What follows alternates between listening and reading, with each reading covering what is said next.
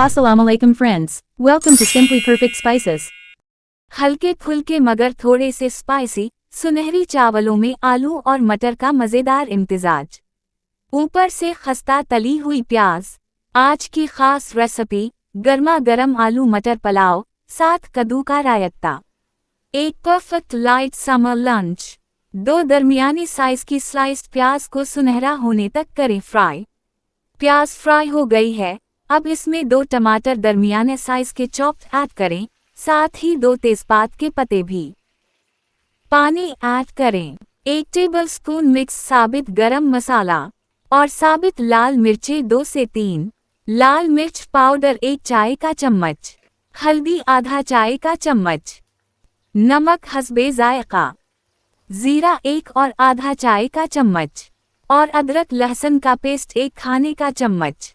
सबको मिक्स करके इसको करते हैं कुक।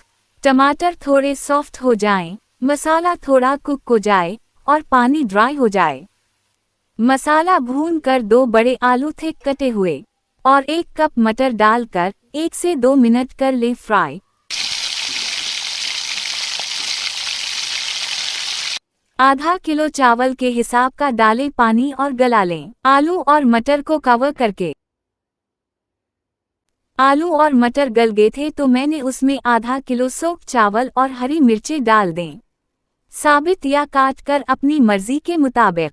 इस स्टेज पर नमक टेस्ट करें और ज़रूरत के मुताबिक और मज़ीद डालकर मिक्स कर लें।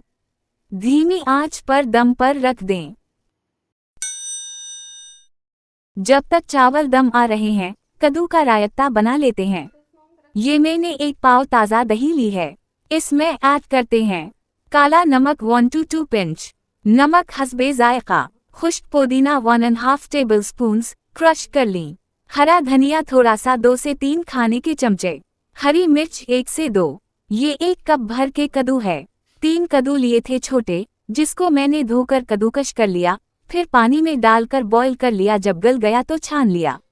सबको मिक्स करें। 1 चाय का चम्मच चाट मसाला, 1/4 चाय का चम्मच काली मिर्च डालकर मिक्स करें। नमक कम हो तो और ऐड करें। 1 छोटी प्याज चॉप्ड ये रह गई थी, ये भी डाल देते हैं। मिक्स करें। अगर थिक लग रहा है तो हस्बे ज़रूरत पानी या दूध मिला लें।